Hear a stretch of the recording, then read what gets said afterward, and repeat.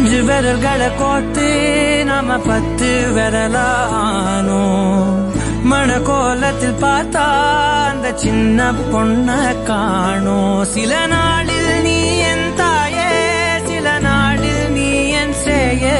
நீ மடி மேல் சாயும் போது அந்த வானம் விரிக்கும் பாயே. எப்போதுமே என் கூட தான் என்று நினைச்சேன். இப்ப நீயோ போகும்போது செத்து பொழைச்சேன். நீதானே கொலசாமி, ஒரு வரமும் தாயே. மகளாக பொறப்பேன்னு நீ சொல்லி போய.